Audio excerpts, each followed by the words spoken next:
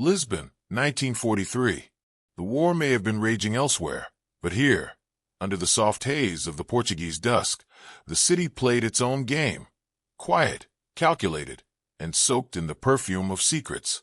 At the Hotel Tivoli, where diplomats drank bourbon and shadows whispered along the marble corridors, Hercule Poirot sat in calm precision, his gaze tracing the soft movement of steam rising from his tea.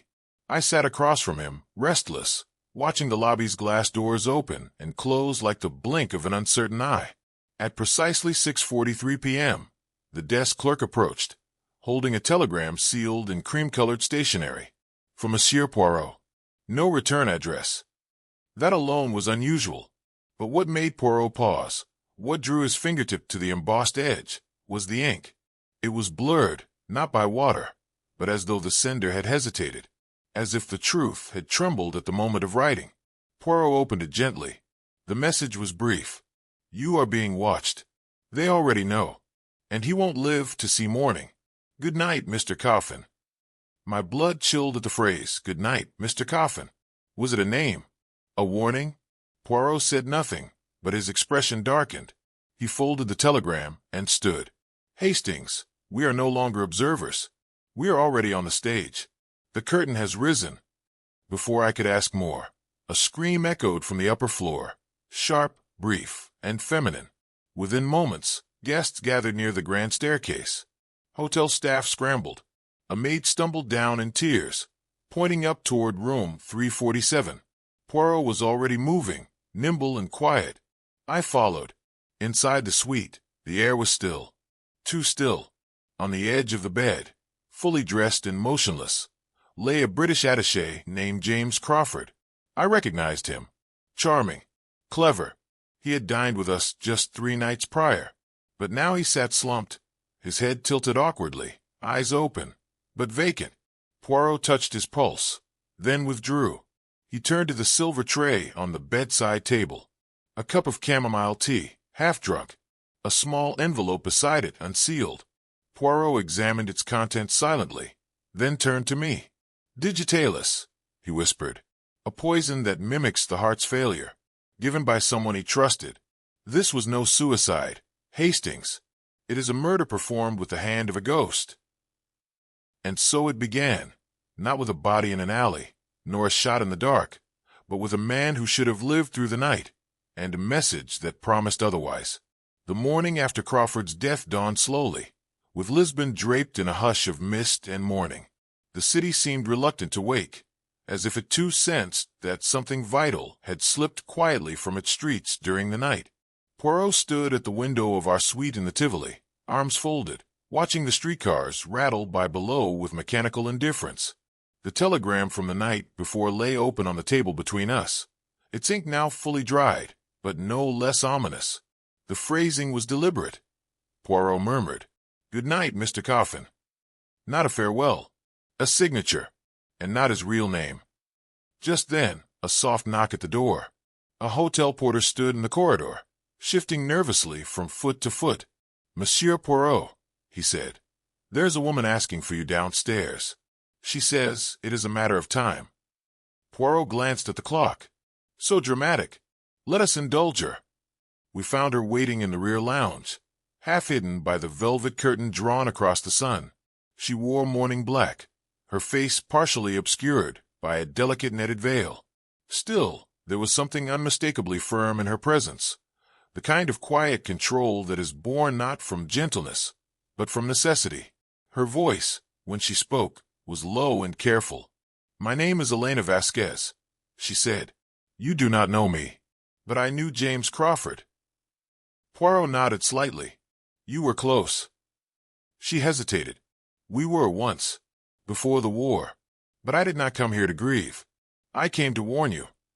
She removed a folded sheet of music from her handbag and slid it across the table. "He left this for me 2 nights ago. Said if anything happened to him, I was to give it to someone who could read between the notes." Poirot opened it. At first glance, it was a page from a piano etude, but beneath the surface melody, certain notes had been circled, an odd sequence that made no musical sense. Poirot's eyes narrowed. "It is a cipher," A language disguised as harmony. Elena continued, her voice more brittle now. James was working on something. Something dangerous. He said it involved someone inside the British consulate. A double agent. But he never told me who. Just that if he spoke too plainly, he would be silenced. And now, Poirot set the music down gently. And now, mademoiselle, he has been. She looked at him then, not as a mourner, but as a witness. Be careful. He said they wouldn't stop with him. As she left, Poirot turned to me, his expression unreadable. Hastings, do you know what intrigues me most? What's that? She came not to mourn, not to confess, and not even to name the killer. She came to pass the burden on. He picked up the ciphered sheet again, smoothing its creases. And now it is ours. The skies over Lisbon that afternoon turned a soft pewter, blanketing the city in a strange quiet. Even the bells from the Carmel convent seemed to echo more slowly through the alleys, as if the weight of recent events had settled across the rooftops. Poirot and I returned to the British consulate on Rua de Sao Bento, this time not for official inquiries, but with a specific name on Poirot's tongue. Frederick Weber, he said to the secretary behind the desk, adjusting his tie with a deliberate slowness. He is here, yes. I believe he may help us make sense of Mr. Crawford's final days. Weber was a code clerk, mild, pale, and tightly wound like the springs inside one of Poirot's old pocket watches. He received us in a narrow side office, papers stacked high like barricades. His hand shook slightly when he offered us tea. Poirot declined, and instead produced the ciphered music sheet. You knew Mr. Crawford, I presume? Poirot asked gently. Weber nodded. Not well. Professionally, yes. He worked differently. Independently. There were always rumors about what he was really investigating. And did he confide in you about his suspicions? No, Weber said quickly. Why would he? I'm just a cipher assistant. Poirot reached into his coat and pulled out a smaller envelope, creased at the edges and sealed with red wax. He held it out. This was found in Crawford's personal briefcase, he said. Unposted. Addressed to you. Weber stared at it for several long seconds. His fingers twitched, but he didn't reach for it. I didn't know. He whispered. Poirot did not move. Perhaps you should read it. With trembling hands, Weber broke the seal. The letter was short. One paragraph, handwritten. As his eyes moved across the page, something inside him seemed to retreat, his expression hollowing, as if a mirror had cracked behind his gaze. He folded the letter and placed it flat on the desk. He thought I was the leak. Was he wrong? Poirot asked, his voice still calm. Weber swallowed. I never gave anything directly. I never meant to. But someone approached me months ago, said it was a test. Asked for dummy documents. I thought. He trailed off. You thought you were proving your loyalty by cooperating with what you assumed was internal vetting. Poirot finished. Weber nodded, pale as paper. Poirot's voice grew quieter still. You gave them the real schedules, didn't you? Just once. Weber nodded again, eyes wet. I didn't know. I swear. And when I realized, it was too late. That's why Crawford confronted me. That's why he wrote the letter. He said, if anything happened to him. He said someone else would come looking. Poirot finished softly. There was a long pause. Then Weber stood abruptly. I have to leave the country, he said. Tonight. Poirot didn't stop him, only watched, silently, as the door shut behind the broken man. Later, as we stepped out into the gray afternoon, Poirot tucked the ciphered music page back into his pocket. The guilty man flees, he murmured, but the truly guilty man always looks over his shoulder first. We said nothing more, but the silence was louder than any accusation. Something had begun unraveling, and someone, somewhere, was already tightening the noose. It was just past 9 p.m. when we returned to the Hotel Tivoli. The lamps in the corridor cast long, golden streaks across the carpet, flickering faintly like half-told truths. As we ascended the stairs to our floor, Poirot stopped suddenly near the landing, his hand tightening on the banister. He glanced up toward the hall that led to room 305. That room, he said, almost to himself. It has been registered under 3 different names in 4 days. One of them was a Colonel Harrington, another under the initials DF. And now nothing. No record at all. The hotel clerk had mentioned earlier, offhandedly, that the guest in room 305 had paid in cash. No passport shown. No calls made. And, curiously, no meals ordered from room service. Poirot had said nothing at the time, but now his mind was turning rapidly. We moved slowly toward the room. From within, there was a faint rustling, like a curtain shifting or a page turning. Poirot motioned for silence. Then he knocked, 3 soft raps, spaced evenly. No answer. He pressed his ear to the door. Then, without hesitation, he turned the handle. It was unlocked. The room was still. Empty, yet not abandoned. On the writing desk, a pen still lay uncapped. A chair slightly pulled back. In the wastebasket, a torn envelope with a British Embassy seal, and a slip of half-burned stationery bearing only one legible word. Mirror. Poirot's eyes sharpened. Again with the mirror, he murmured. This metaphor, it is becoming literal. He moved to the wardrobe. Inside were clothes that bore no labels. Neutral, nondescript. Spy clothing, I thought, intended to pass through nations and languages unseen. Beneath the bed, Poirot found a slim leather case. Inside it, wrapped in velvet, was a compact wireless transmitter. This was not an idle guest, Poirot said. This was someone watching, recording, perhaps even intercepting Crawford's communications before his death. There was also, curiously, a photograph wedged between the floorboards under the rug. Poirot retrieved it with a small silver tool. The image was grainy, taken from a distance. It showed Crawford at a cafe terrace. Across from him sat Weber. But that wasn't what stunned us. In the blurred reflection of a window pane, behind them was a third figure, female, standing, watching. Poirot studied the image with great care. This photograph, it was not taken to monitor Crawford. It was taken to implicate him, or perhaps to mislead. We left the room quickly, careful not to disturb anything further. But before we reached the stairs, Poirot turned back and knocked once more, firm, deliberate. From within, a small sound answered, a creak of floorboards. Poirot did not flinch. He leaned close to the door. Whoever you are, he whispered, the net is drawing in. You have 1 night left. After that... He turned to me. Let us go, Hastings. We are not alone in this game, and the next move, it belongs to someone else. As we walked down the hallway, I felt the temperature shift, the air colder now, heavier with the kind of dread that grows from silence, and waits like a shadow beneath a locked door.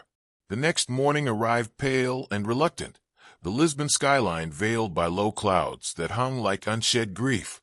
Poirot had barely touched his breakfast. Instead, he sat at the writing desk of our suite, hunched over a folded sheet of musical notation that had been retrieved from Crawford's personal effects. Not sheet music in the traditional sense, but a page where notes were misaligned, irregular, bearing no clear melody, at least, not to my ear. He tapped the paper gently. Hastings, mon ami, you see a failed composition. But I see language, coded, yes, but elegant. Music is mathematics in emotion, and our traitor has hidden words inside his sorrow. The coded page had been concealed behind the lining of Crawford's leather valise, found only when Poirot insisted the fabric be inspected for tampering. The discovery, like so many in this case, had come not through luck, but through an unsettling sense Poirot carried, that Crawford's silence had been deliberate, yet unfinished. We descended to the hotel's grand lounge where, each morning, a pianist played for the guests. A portly man with a round, pleasant face and trembling hands. He sat dutifully beneath a hanging crystal chandelier and nodded courteously as Poirot approached. "Would you do us the kindness," Poirot asked, "of playing this for me?" He handed over the odd sheet, carefully unfolded. As it is written, no correction of rhythm, no harmonizing. The pianist squinted, puzzled, then played. The result was jagged, discordant. But beneath the chaos, a pattern emerged, notes climbing in unnatural steps, returning obsessively to 3 tones, D, F, and C. The pianist, sweating now, shook his head. "It's no song," he muttered. It's trying to say something."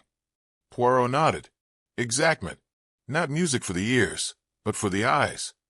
He scribbled quickly on a pad, replacing notes with letters according to an old cipher technique used in British intelligence. Each note matched to a grid, the pattern derived from Crawford's known habits. As the decoding continued, Poirot's green eyes narrowed, and then stilled. For names emerged, typed clearly in Poirot's hand. 3 were known to the British Embassy, all linked to foreign attaches who had mysteriously been reassigned in the last 6 months. All suspected, quietly, of leaking minor data, and the 4th name was neither dismissed nor suspected. It was Dorothy Hartwell. My breath caught. Surely not. She was close to Crawford, Poirot said softly. He trusted her with small responsibilities. But the small things, Hastings, they are how large betrayals are made invisible. She would have had access to his codes, his papers, and most chillingly, his trust. But what of Weber? I asked. He confessed. Or was made to appear as though he had, Poirot replied, his tone darkening.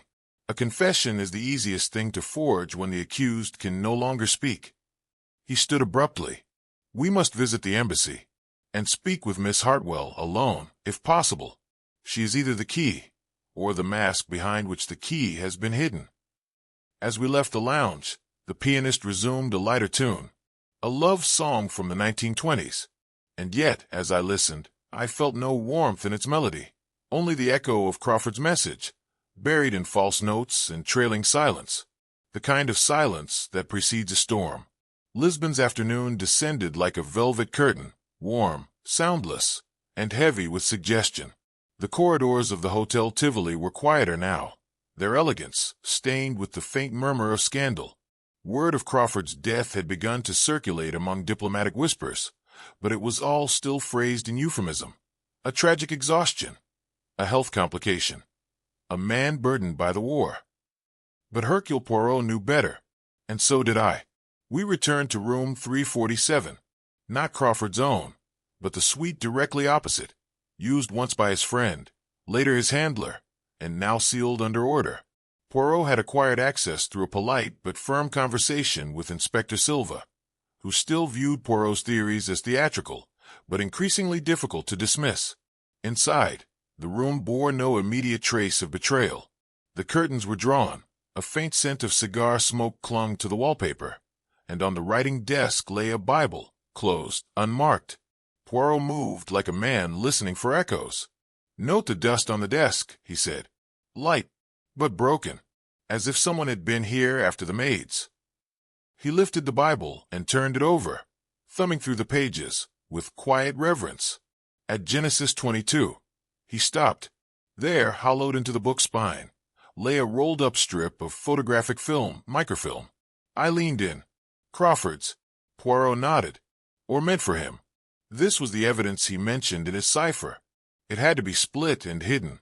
Some for the embassies, some for the dead. The microfilm revealed lists, names, dates, and movement schedules. Nothing that, in isolation, seemed damning. But when paired with embassy rotations and compromised missions, it told a darker story. Operations had failed not because of bad luck, but bad faith. Poirot turned to the window. There's still more. Beneath the window latch, faint scratches, barely noticeable unless one were looking. Poirot pulled out a magnifying lens and traced the tiny incisions with his finger. Hastings, he murmured. These are not random. This is Morse, carved by nail or blade. He decoded silently, then repeated aloud.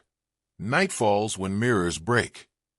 The phrase meant nothing to me, but Poirot's expression shifted from curiosity to dread.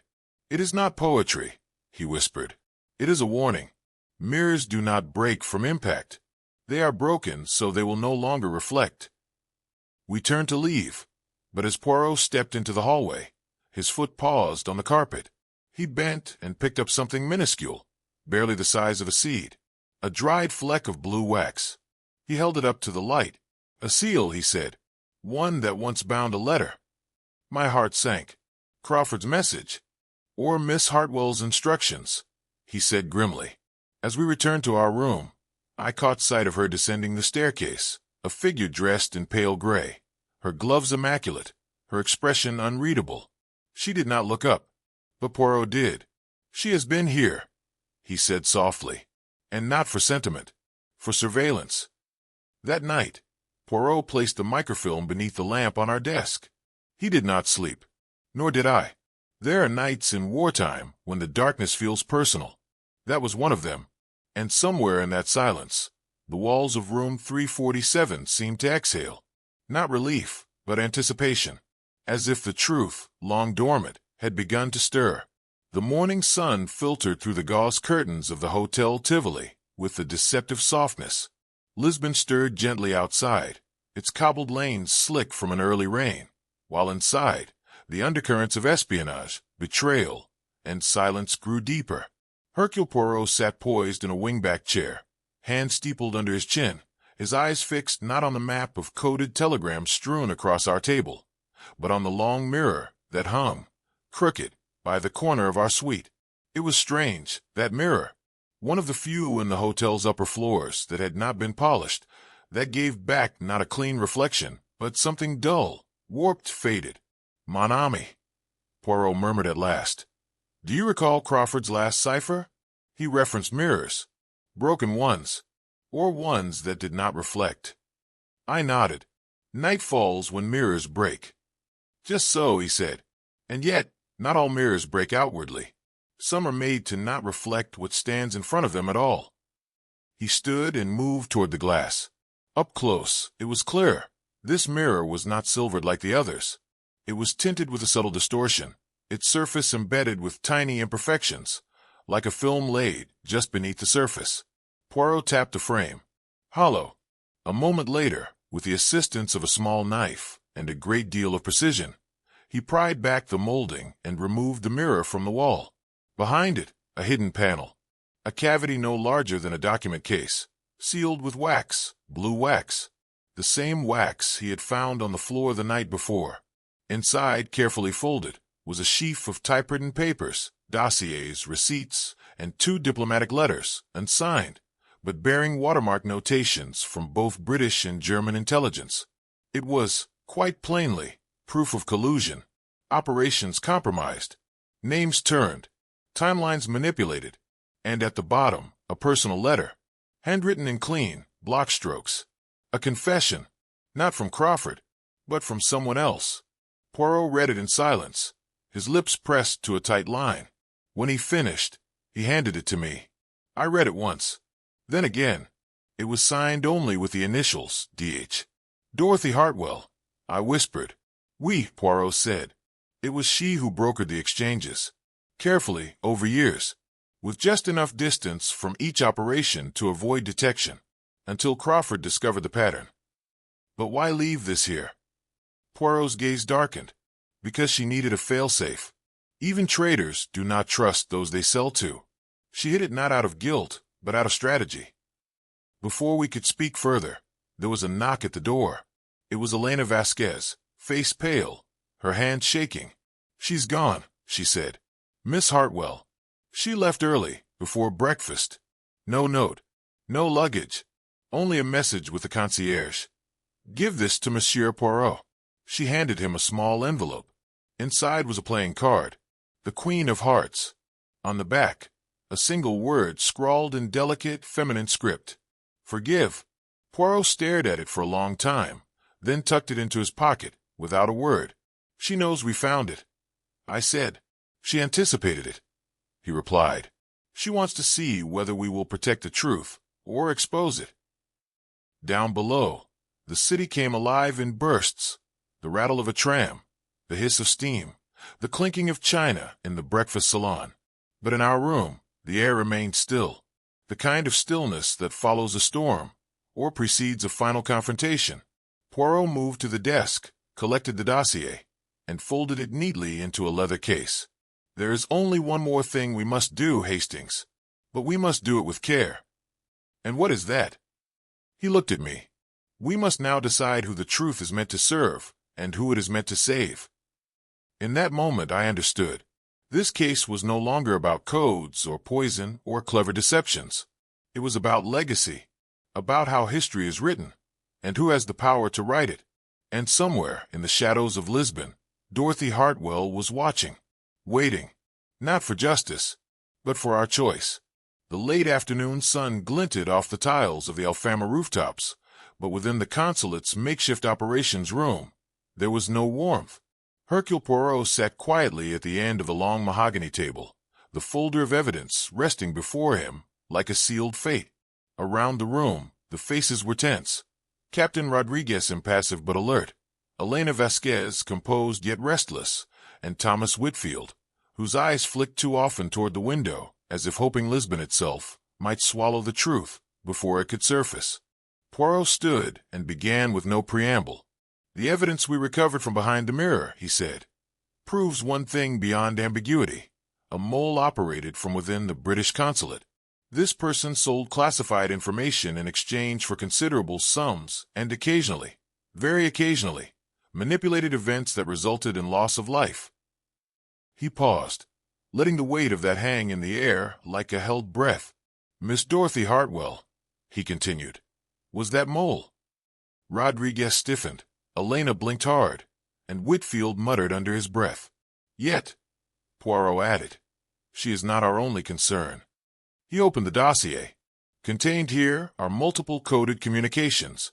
One is from Commander Thorne. Another is unsigned, but its handwriting, tone, and frequency match letters I retrieved from room 416. And that handwriting, dear colleagues, belongs to you, Mr. Whitfield." The silence cracked. Whitfield's chair creaked as he shifted. "I don't know what you're suggesting, Poirot." "Oh, but you do," Poirot said, calm and implacable. "The communications between you and Miss Hartwell became more frequent after Crawford's arrival. You warned her when he began to suspect. You coordinated his surveillance. And you were the one who arranged for the mirror compartment to remain undisturbed despite multiple renovations. It was your fail-safe as much as hers." "I never laid a hand on Crawford," Whitfield said flatly.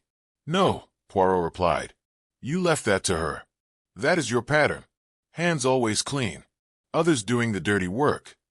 Elena looked between them, stricken. "But why? Why protect her?" Whitfield's voice dropped, weary now. "We served in Cairo. She saved my life once. And I owed her.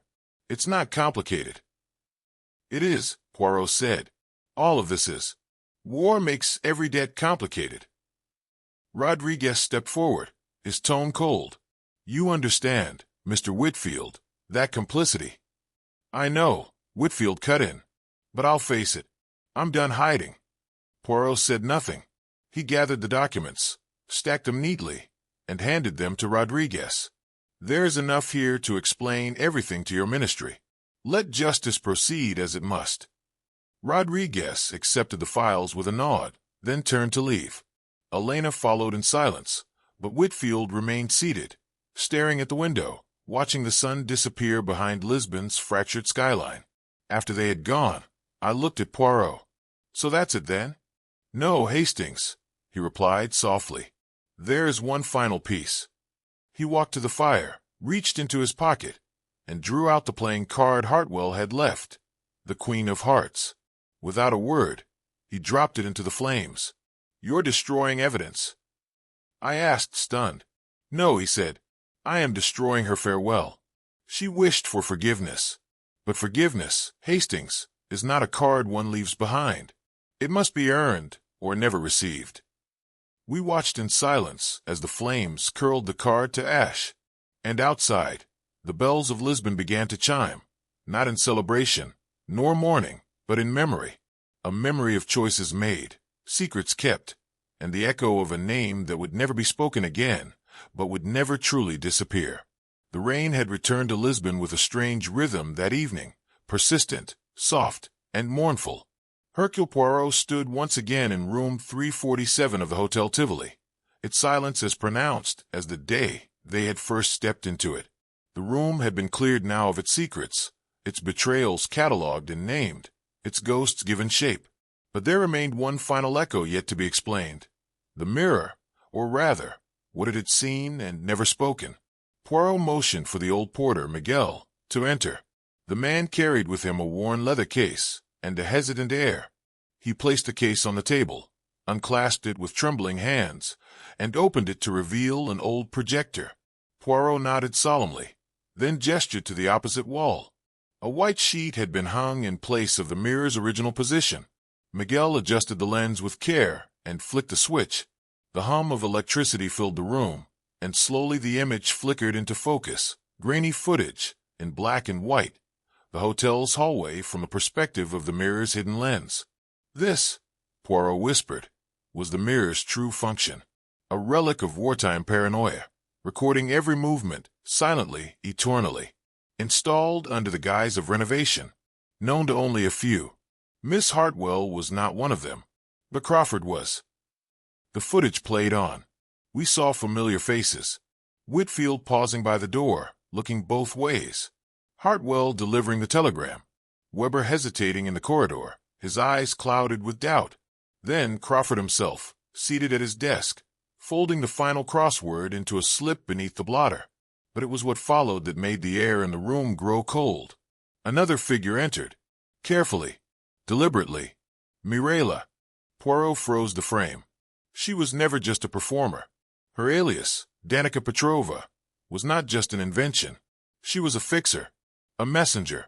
And when the game turned on her, she struck to protect herself. He let the film continue. Mireille approached Crawford from behind. No hesitation. A vial poured into his brandy. She spoke nothing, then turned and left.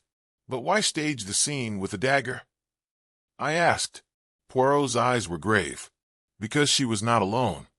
He advanced the reel once more. Barely a minute later, another figure appeared. Celia Varnum, her eyes wide, her hand clutching the ceremonial dagger.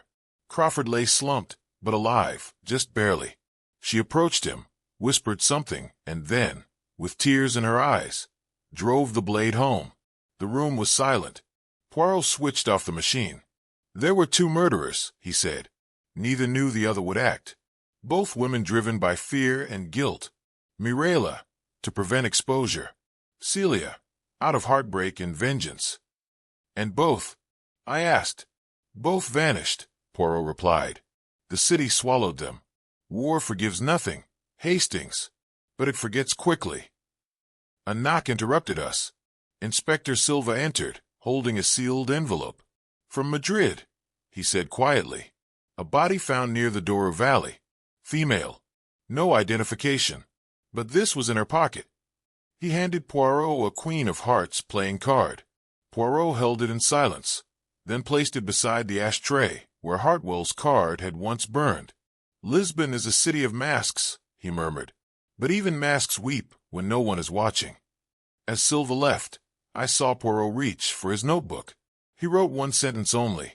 Justice has many faces. Tonight, I met all of them. Outside, the mirror's absence on the wall revealed a patch of damp wallpaper and an empty nail. And yet, as I looked, I thought I saw our reflection still linger, quiet, watching, remembering. Morning came slow and heavy over Lisbon, dragging behind it a sky stitched with pale gray light and the faint promise of rain. The city's ancient rooftops shimmered with dew, and the air was filled with the damp hush that follows confession.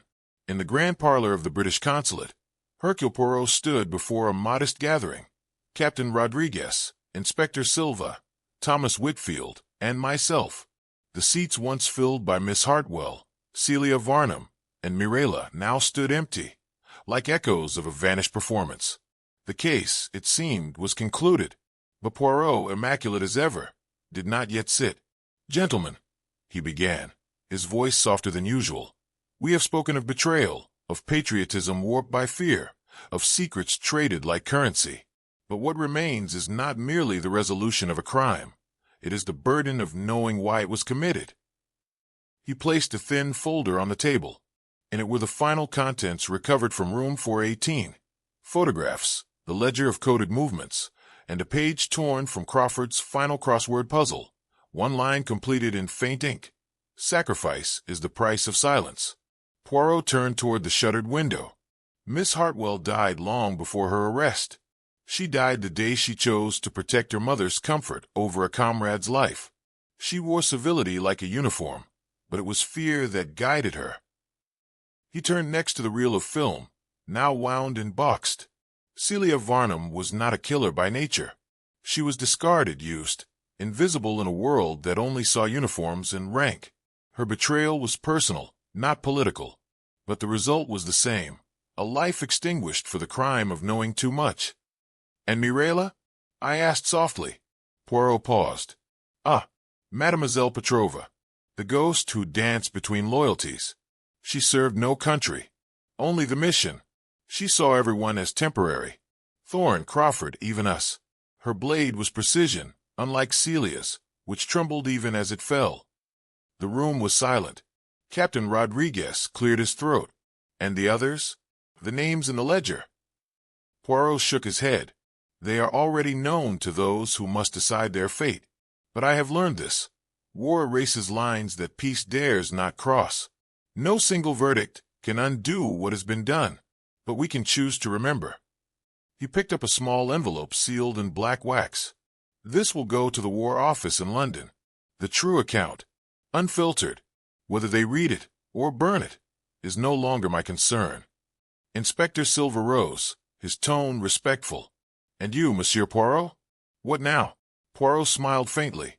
"Now, mon ami, I retire to solitude. I tidy the soul.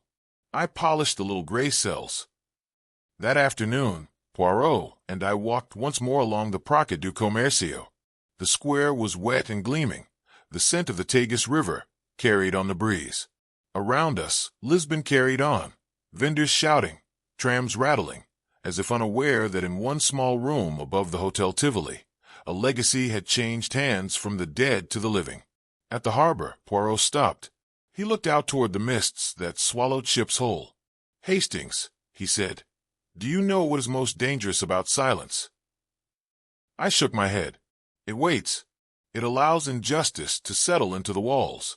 But now we have disturbed it, and though we cannot undo what was done, we have made sure it is known." As the ferry sounded its departure and we prepared to board, I glanced back toward the city.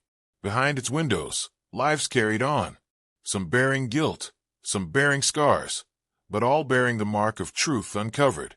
And though no one applauded, no headlines were printed, and no medals given, I knew one thing for certain. Commander Crawford's last message had reached the surface. The crossword was finished. Justice had been served, and the silence, at last, had spoken.